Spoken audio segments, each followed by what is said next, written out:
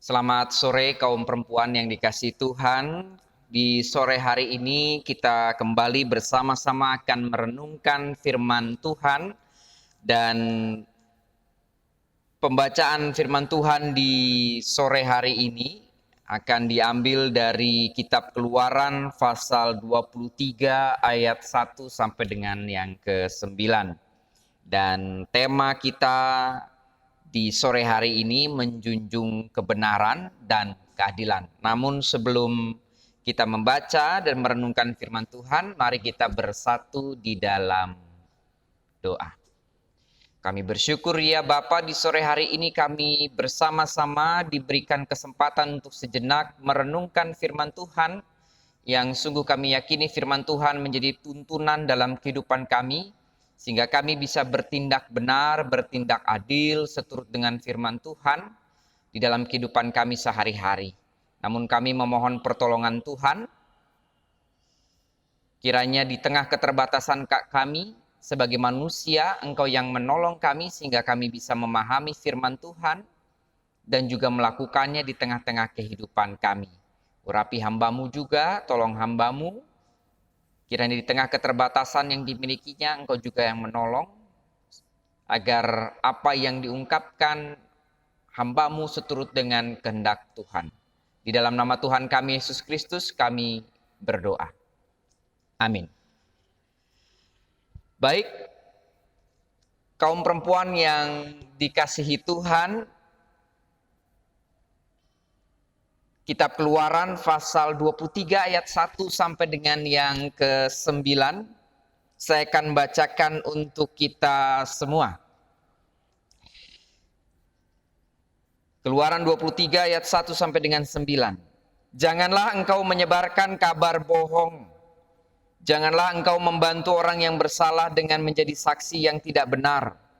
Janganlah engkau turut-turut kebanyakan orang melakukan kejahatan dan dalam memberikan kesaksian mengenai sesuatu perkara. Janganlah engkau turut-turut kebanyakan orang membelokkan hukum. Juga janganlah memihak kepada orang miskin dalam perkaranya.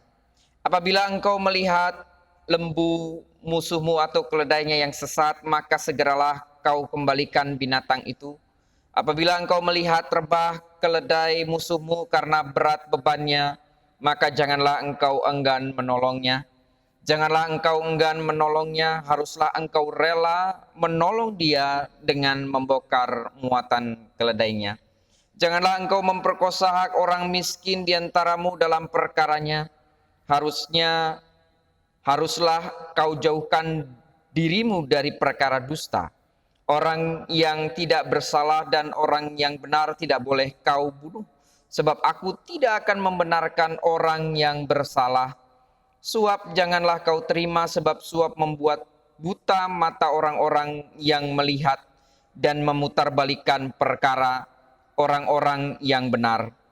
Orang asing janganlah kamu tekan, karena kamu sendiri telah mengenal keadaan jiwa orang asing. Sebab kamu pun dahulu adalah orang asing di tanah Mesir. Demikianlah firman Tuhan. Kaum perempuan yang dikasihi Tuhan, tentunya kaum perempuan pernah melihat gambar yang ada seperti ini.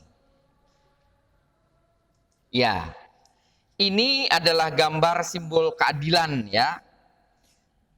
Dan simbol keadilan ini mengambil tokoh Yunani, seorang dewi yang disebut Themis. Jadi kalau kita lihat di sini ada seorang perempuan, kemudian membawa semacam timbangan, tapi juga membawa pedang dan matanya ditutup gitu. Nah, dewi ataupun sosok dewi ini kalau kita lihat, kenapa matanya ditutup? Nah, ini mau menggambarkan kalau seseorang itu harus memiliki hati nurani yang luhur dan bisa tidak pandang bulu, gitu ya. Jadi ditutup matanya itu melambangkan keadilan yang tidak pandang bulu. Semua punya hak yang sama, tidak berat sebelah, ya. Kemudian kita lihat juga ada timbangan di situ, dan di situ mau menggambarkan timbangan ini lambang bahwa hukum itu diberikan sesuai dengan apa yang dilakukan, gitu ya. Dengan kesalahan, dengan apa yang dilakukan. Dan kalau kita lihat ada pedang, itu konsekuensi. Ada konsekuensi mau menggambarkan bahwa ketajaman pedang yang ke bawah itu bukan buat untuk alat membunuh ataupun membinasakan, tapi menjadi sebuah konsekuensi bagaimana hukum bisa dinyatakan di situ. Nah, kalau kita lihat di sini kan berarti lambang keadilan ini digambarkan sosok perempuan, sosok seorang dewi, ya. Ketika seringkali keadilan ataupun kebenaran konotasinya maskulin, namun ternyata simbolnya justru feminim. Simbolnya justru digambarkan sebagai sosok perempuan, sosok seorang dewi yang punya hati nurani, dan dia benar-benar memberlakukan keadilan itu ya tidak pandang bulu, ya, di sana. Nah, ketika bicara terkait dengan simbol ini, maka kita sebagai orang percaya juga tentunya harus bisa menghayati hidup yang benar, hidup yang juga menjunjung tinggi keadilan, sesuai dengan apa yang menjadi tema kita di sore hari ini, itu menjunjung kebenaran dan keadilan, dan kaum perempuan punya peran di sana. Nah, ini juga yang diungkapkan oleh penulis kitab Keluaran di pasal 23 ayat 1 sampai dengan yang ke-9. Dan di sini Allah menyampaikan hukumnya bukan saja terkait dengan hukum relasi antar manusia dengan Tuhan, tetapi juga bagaimana Tuhan juga punya hukum yang harus ditaati bangsa Israel terkait dengan relasinya dengan sesamanya. Bagaimana sesama manusia, khususnya di sini bangsa Israel, harus bisa hidup benar, menjunjung kebenaran dan hidup adil bersama dengan sesamanya. Kalau kita lihat di sini di ayat 1 sampai dengan yang ketiga bicara terkait dengan kebohongan. Nah, menarik kaum perempuan yang dikasih Tuhan, ketika bicara kabar bohong, hoax gitu ya. Ya, ternyata di Alkitab sudah tertulis di sana bahwa orang beriman itu orang yang menghayati Tuhan di dalam kehidupannya itu tidak boleh menyebarkan kabar bohong. Di sini jelas sekali gitu ya, di ayat yang pertama gitu ya. Janganlah engkau menyebarkan kabar bohong. Dan di sini terkait dengan kesaksian gitu ya. Jangan engkau membantu orang yang bersalah dengan menjadi saksi dusta ataupun saksi tidak benar, itu kan menyebarkan kabar bohong ya. Nah, ini tidak diperbolehkan. Kenapa? Karena Tuhan juga concern pada relasi kehidupan manusia, di mana kebohongan itu justru bisa merusak relasi kehidupan manusia. Secara tidak langsung Tuhan mau menuntun umat hidup dalam sebuah kejujuran, bukan kebohongan, apalagi menyebarkan kabar bohong. Nah, ini harus dilakukan oleh bangsa Israel sebagai umat Tuhan di sana. Sehingga di sini pun diungkapkan ya, kalau misalnya salah ya salah gitu ya. Kalau benar ya benar gitu. Jangan justru orang yang benar disalahkan karena kebohongan gitu ya. Orang yang salah dibenarkan oleh karena kebohongan. Nah, di sini Tuhan tidak menghendaki itu gitu ya. Sehingga apa yang diungkapkan di dalam hukum ini bisa senantiasa dilakukan oleh bangsa Israel sebagai juga bagian dari ekspresi relasinya kepada Tuhan yang diwujudkan kepada sesama. Ya. Nah, bicara terkait dengan kebohongan itu di ayat 1 sampai dengan ketiga. Kemudian kita lihat juga menarik di sini ayat 4 sampai dengan ke-5, di sini diungkapkan bahwa ketika bangsa Israel punya musuh, bangsa Israel ataupun seseorang ya dari bangsa Israel ini memiliki konflik dengan orang lain, ternyata di sini tidak boleh mengambil keuntungan di tengah penderitaan orang lain walaupun orang itu sedang berkonflik dengan sosok seseorang gitu. Ketika di sini diungkapkan, apabila engkau melihat lembu musuhmu atau keledainya yang tersesat, maka kembalikanlah barang itu ataupun binatang itu kepada musuhmu. Ini kan mau menggambarkan bahwa terlepas ada relasi yang kurang baik terjadi pada saat itu, maka diharapkan bahwa bangsa Israel tetap bisa melakukan yang baik. Bahkan tidak mengambil keuntungan di tengah-tengah situasi konflik yang terjadi, jika itu terjadi ya. Kaum perempuan yang dikasih Tuhan. Jadi tidak boleh ini. Ada musuh, kemudian musuh punya binatang peliharaan, kemudian tersesat, terus kemudian diambil aja gitu ya, buat jadi milik kita, milik pribadi, itu tidak boleh ternyata di sini. Justru diminta untuk dikembalikan di sana. Bahkan di sini diungkapkan ada engkau melihat rebah keledai musuhmu, janganlah engkau enggan menolongnya, tapi harus ditolong. Ini tuntunan bagi bangsa Israel dalam menghayati relasi sesama, gitu ya. Terlepas ada konflik, terlepas mungkin berselisih, tidak boleh gitu ya. Ketika seseorang memerlukan pertolongan justru diabaikan. Walaupun itu musuh sendiri gitu ya, ataupun orang yang sedang berkonflik. Ini tuntunan yang diberikan Tuhan supaya bangsa Israel menghayati kehidupan damai sejahtera yang memang bersumber daripada Tuhan sendiri. Kemudian selain itu kita lihat juga di ayat 6 sampai dengan yang ke-9, ini tuntunan untuk menghayati kehidupan yang benar. Tuntunan untuk menghayati kehidupan yang benar di tengah-tengah relasi yang dijalani. Ketika di sini diungkapkan tidak boleh memperkosa hak orang miskin ya. Bicara terkait dengan ada orang yang memiliki hak itu maka jangan dirampas. Bahkan di sini nggak boleh berbohong, tidak boleh melakukan hal-hal terkait dengan suap. Apalagi terkait dengan ada perkara tertentu, kemudian tidak boleh terima suap, menyalahkan ataupun membenarkan seseorang gitu karena suap tadi. Dan ini tuntunan yang diberikan oleh Tuhan. Nah, kaum perempuan yang dikasih Tuhan, seringkali ya kita menghayati pemahaman, penghayatan iman Kristiani terkait dengan pengajaran kasih itu tentunya hal yang luar biasa di dalam kehidupan kita. Namun kita sering lupa bahwa kadang kasih itu dibenturkan gitu ya dengan bicara terkait dengan keadilan dan kebenaran. Maksudnya begini, udahlah karena kasihan, dia kan udah salah dan segala macam jadi dibenarkan gitu ya. Padahal ya kalau salah ya tetap salah gitu kan, seperti itu.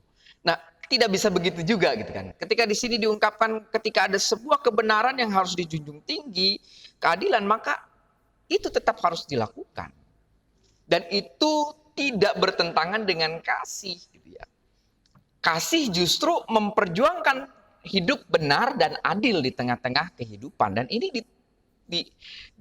dinyatakan oleh firman Tuhan pada bagian yang kita baca pada saat ini. Dan kalau kita lihat di sini ya kaum perempuan jangan aneh kalau ada di ayat ketiga di sini diungkapkan jugalah jangan memihak kepada orang miskin dalam perkaranya. Maksudnya apa ini? Ya ini kadang ada kecenderungan iba ya. Iba, oh ini ada yang mungkin dari sisi ekonomi kurang beruntung.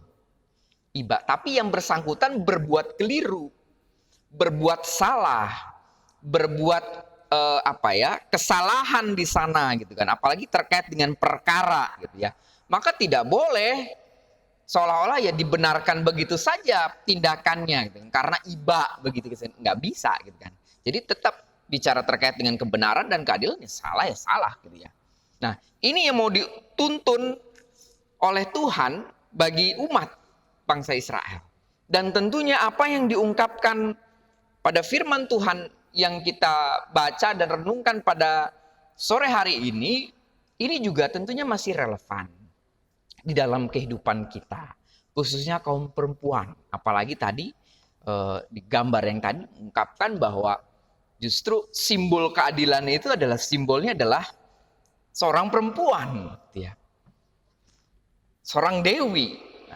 Nah, ini perlu kita hayati di dalam kehidupan kita bersama, bagaimana kita menjunjung tinggi hidup yang benar di tengah kehidupan kita.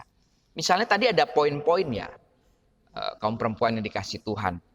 Menyebar kabar bohong. Jangan menyebar kabar bohong. Ini firman Tuhan loh, kaum perempuan dikasih Tuhan. Jadi bahasa ini bukan saja yang populer pada saat ini ketika media sosial ataupun digitalisasi ini, media informasi dan komunikasi, bahkan hal-hal kabar berita ini berseliweran dan ada hoax, ada berita bohong dan yang lain-lain. Ternyata di firman Tuhan menuntun kita pada saat ini juga jangan menyebarkan kabar bohong. Kita diajak untuk menyaring informasi segala sesuatu yang kita dapat supaya tidak membuat orang lain tersesat. Kan firman Tuhan yang diungkapkan dalam Keluaran pasal 23 ini, yang bagian yang pertama ini, supaya juga bangsa Israel jangan justru membuat orang lain menjadi tersesat dengan informasi yang tidak benar, gitu ya. Ataupun menggiring opini gitu ya. Yang sebenarnya ada hal yang positif yang dikerjakan tetapi digiring opininya jadi sesuatu hal yang negatif. Itu jangan-jangan bertentangan dengan firman Tuhan ketika di sini diungkapkan engkau jangan menyebarkan kabar bohong, menjebak orang lain untuk memiliki pikiran yang seperti itu ataupun negatif. Nah, kita diajak untuk hati-hati. Ketika ada firman Tuhan di sini diungkapkan, maka kaum perempuan bisa menjadi agen perubahan. Kaum perempuan bisa menjadi motivator, teladan, contoh buat yang lain. Ketika misalnya ada di grup, apapun grup yang ibu-ibu pada saat ini ikuti ya, komisi, wilayah, dan yang lain-lain gitu ya. Kita perlu sejenak ya berpikir kritis, sejenak untuk benar-benar melihat fakta yang terjadi. Ini informasi yang saya sebarkan ini benar nggak ya? Atau jangan-jangan bohong? Intinya sih jangan dulu terburu-buru men-share segala sesuatunya tanpa kita mengecek dan recheck. Ya, jadi ketika di sini diungkapkan firman Tuhan, janganlah engkau menyebarkan kabar bohong, maka implikasinya ataupun aplikasinya yang kita bisa lakukan itu kita diajak menahan diri. Jangan dulu cepat-cepat men-share segala sesuatu informasi yang kita dapatkan sebelum kita mencek ataupun merecek benar seperti apa. Karena konsekuensinya bisa buruk. Kita bisa membuat orang lain terjebak, terjelembab pada pikiran yang bisa jadi keliru. Dosanya kan berarti dosa kita gitu kan, menggiring opini orang lain gitu ya jadi negatif, padahal sebenarnya nggak seperti itu. Nah, kita diajak untuk sama-sama bisa melakukannya mulai dari diri kita sendiri dengan menahan diri. Jangan dulu buru-buru men-share segala sesuatu tanpa melihat kebenarannya. Kemudian kita juga bisa ketika di sini kita diajak untuk menyatakan kebenaran dan keadilan, kita bisa mewujudkan tindakan untuk tetap bisa mengupayakan pertolongan kepada orang lain. Jadi kalau tadi kita diajak menahan diri, jangan cepat-cepat men-share informasi sebelum kita cek dulu kebenarannya, karena kita bisa menjadi menggiring orang lain. Dan yang kedua, kita diajak untuk senantiasa tetap bisa berupaya baik, menolong orang lain. Walaupun misalnya kita punya relasi yang tidak baik dengan orang itu, atau kita punya masalah dengan orang itu, tapi ternyata Tuhan mengajarkan untuk tetap bisa melakukan hal yang baik, menolong. Jangan mengambil keuntungan di tengah-tengah situasi yang tidak menguntungkan orang lain. Di sini justru catatan sekali gitu ya. Ketika di sini, kamu kalau ada lembu musuhmu yang rebah, jangan engkau ambil kembalikan. Itu kan menolong, sekaligus menolong. Walaupun bisa jadi pada saat itu memang relasinya tidak begitu baik. Tetapi justru dengan menolong itu akan justru memulihkan relasi yang tidak baik. Ketika di sini dituntun untuk menolong, memberikan bantuan, itu juga sebagai bentuk untuk rekonsiliasi, memulihkan relasi yang buruk. Siapa yang tidak senang ditolong? Semua mungkin senang ditolong dengan seperti itu. Walaupun bisa jadi awal-awal ya mungkin karena kekakuan dan yang lain-lain tidak dianggap tapi tetaplah melakukan hal yang baik. Itu menjadi sebuah itikat yang baik untuk kita bisa melakukan perbuatan baik, menolong sesama. Bahkan dalam kondisi masa pandemi pada saat ini, menjunjung kebenaran adalah berarti kita bisa melakukan menolong orang lain yang kesulitan di tengah-tengah situasi masa pandemi ini. Tidak harus selalu udah biarin aja gereja yang nolongin. Ya. Udah biarin aja Pak Pendeta atau enggak penatua atau enggak komisi yang nolong. Ketika firman Tuhan ini berbicara kepada kita secara pribadi, maka kita juga dituntun untuk masing-masing pihak, masing-masing orang bisa melakukan yang terbaik untuk menolong sesamanya. Itu merupakan sebuah tuntunan untuk menghayati kehidupan yang benar di tengah-tengah kehidupan kita. Dan bicara keadilan, kaum perempuan yang dikasih Tuhan, di sini juga diungkapkan gitu ya. Bagaimana sikap adil ini gitu ya. Di firman Tuhan di sini diungkapkan kalau sikap adil ini nggak boleh ngambil hak orang lain, tidak boleh terima suap, tidak boleh membenarkan yang salah, menyalahkan yang benar gitu ya. Ini konteksnya pada saat itu ini bicara peradilan ya, perkara, ada suatu perkara. Namun di dalam konteks kita pada saat ini bicara terkait dengan keadilan, kita bisa melakukannya secara sederhana. Ataupun dimulai dari hal yang mungkin dipandang kecil, tapi justru sangat berharga.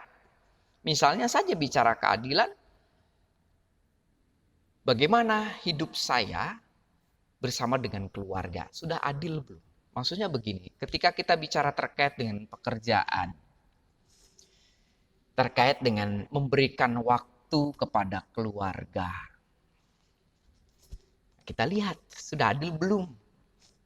Atau jangan-jangan justru ada porsi-porsi yang seharusnya diberikan tapi tidak diberikan kepada anak-anak kita, gitu ya. Yang seharusnya anak-anak kita berhak gitu ya mendapatkan kasih sayang dari orang tua, dari papa, dari mamahnya, namun ternyata terabaikan. Jangan-jangan kita hidup tidak adil di sana terhadap anak-anak. Ataupun hal-hal yang lain, pola pikir kita juga menuntun kita bisa berlaku tidak adil ketika kita bias gender. Ya. Pokoknya yang laki-laki begini, yang perempuan begini gitu ya. Padahal ketika bicara adil gender gitu ya, martabat seseorang di hadapan Tuhan, baik perempuan ataupun laki-laki itu sama. Tidak boleh ada yang merendahkan satu dengan yang lain. Bahkan kehidupan suami istri. Bisa dicek siapa yang dominan. Ataupun mudah-mudahan tidak ada yang menjadi bos di dalam sebuah keluarga. Nah itu perlu dilihat. Jangan-jangan justru ketidakadilan muncul di sana. Di tengah-tengah keluarga kita. Apalagi dia di masyarakat. Nah kita diajak justru dimulai dari diri kita sendiri untuk memberlakukan itu. Untuk hidup yang benar, hidup yang menjunjung tinggi keadilan. Sehingga kita juga jadi teladan bagi yang lain. Kita menjadi inspirasi. Bahkan kaum perempuan yang berdaya. Kaum perempuan yang senantiasa juga punya kekuatan di sana untuk membangun sebuah tatanan kehidupan yang benar dan juga berkeadilan.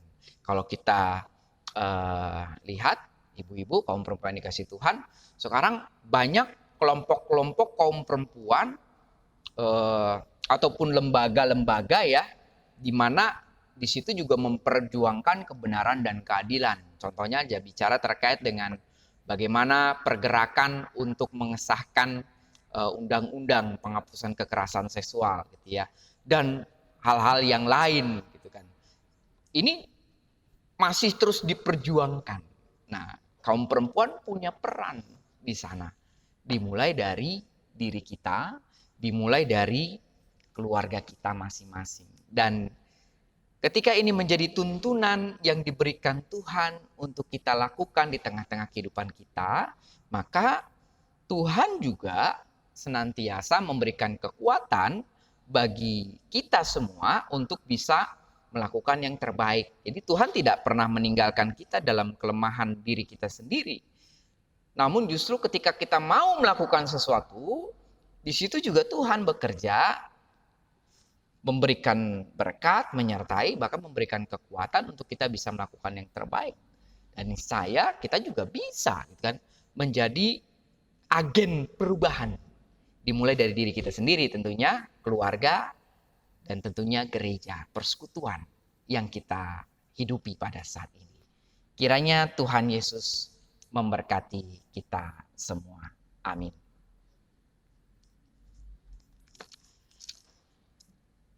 Baik, kaum perempuan yang dikasihi Tuhan,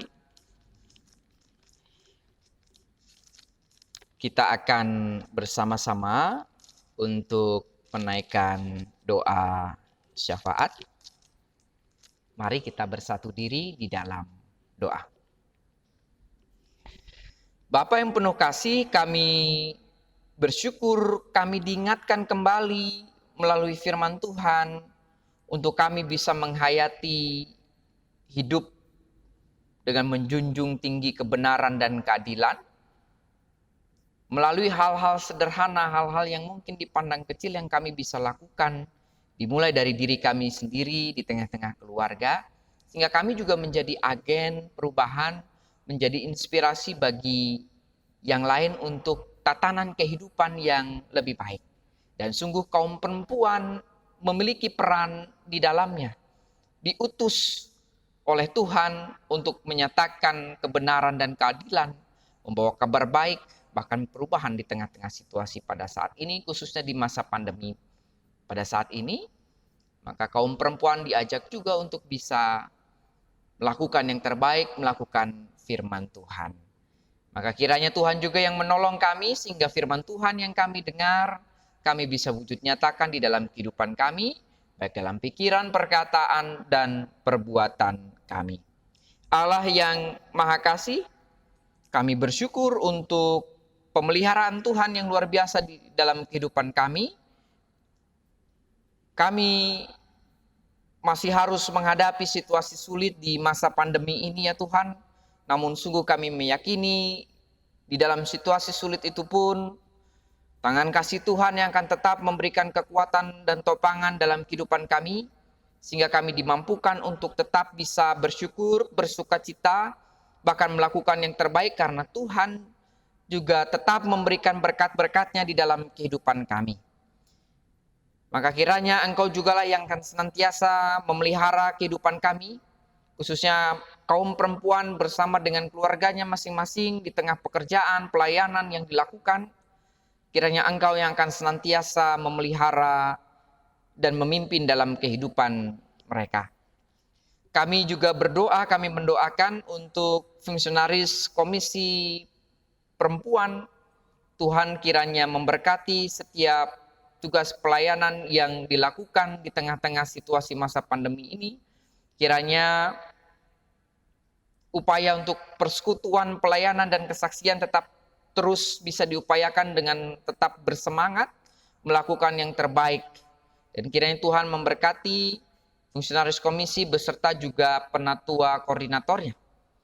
Agar kiranya setiap program-program yang sudah dirancangkan bisa berjalan dengan baik seturut dengan kehendak Tuhan. Kami juga berdoa, kami mendoakan saudara-saudara kami yang pada saat ini harus diisolasi karena terpapar virus corona. Tuhan yang akan senantiasa memberkati, menyertai, memulihkan kondisi kesehatan mereka.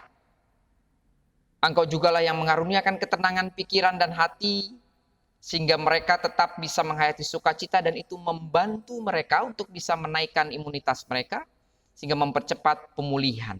Tuhan yang memberkati, memelihara kehidupan mereka. Kami juga berdoa bagi saudara-saudara kami yang harus menghadapi berbagai macam pergumulan di tengah-tengah kehidupan mereka, relasi di tengah-tengah keluarga, pekerjaan, pelayanan. Tuhan yang akan senantiasa mengaruniakan hikmat agar saudara-saudara kami yang menghadapi berbagai macam pergumulan ini diberikan kekuatan, tuntunan, bahkan hikmat untuk bisa memutuskan segala sesuatunya dengan baik. Tuhan yang memelihara dan juga menyertai dalam kehidupan mereka. Allah yang Maha Kasih, kami juga hendak berdoa untuk kehidupan kami sebagai gereja Tuhan. Kiranya kami di tengah-tengah situasi masa pandemi ini bisa saling terus menguatkan satu dengan yang lain, menopang, memberikan semangat satu dengan yang lain. Karena itu yang akan senantiasa juga memberikan energi yang baik untuk kami bisa terus melakukan tugas panggilan kami dalam bersekutu, melayani, dan juga bersaksi. Tuntun kami semua agar kami juga bisa berkontribusi dengan apa yang kami miliki. Sehingga gereja Tuhan tetap menjadi terang dan garam di tengah-tengah situasi masa pandemi yang sulit pada saat ini. Kami berdoa juga ya Bapak untuk bangsa dan negara kami, Bapak Presiden, pemerintah, jajaran, menteri, dan berbagai macam hal yang berpikir, bertindak untuk terus mengupayakan yang terbaik dalam pemulihan negeri di masa pandemi ini. Tuhan kiranya menolong kami, sehingga hal-hal yang diupayakan berdampak baik, menghasilkan sesuatu hal yang baik, sehingga masa pandemi ini bisa segera berlalu ya Bapak. Dan kiranya kami sebagai warga negara tetap melakukan yang terbaik sebagai bagian kami untuk taat protokol kesehatan di tengah-tengah kehidupan yang kami jalani ya Bapak, sebagai upaya melakukan hidup yang benar dan adil di tengah-tengah kehidupan ini. Ya Allah yang Maha Kasih, kami juga membawa setiap doa, pergumulan pribadi kami, harapan kami masing-masing. Dan kami sungguh meyakini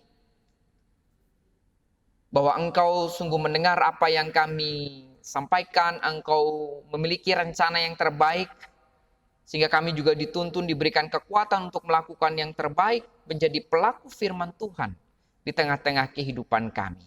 Inilah doa kami ya Bapa, yang kami naikkan hanya di dalam nama Tuhan kami Yesus Kristus. Dan kami akan bersama-sama berdoa seturut dengan doa yang Tuhan Yesus ajarkan kepada kami. Bapa kami yang di surga, dikuduskanlah namamu, datanglah kerajaanmu, jadilah kehendakmu di bumi seperti di surga. Berikanlah kami pada hari ini makanan kami yang secukupnya, dan ampunilah kami akan kesalahan kami, seperti kami juga mengampuni orang yang bersalah kepada kami. Dan jangan membawa kami ke dalam pencobaan, tetapi lepaskanlah kami dari yang jahat. karena Engkau yang punya kerajaan dan kuasa dan kemuliaan sampai selama-lamanya. Amin.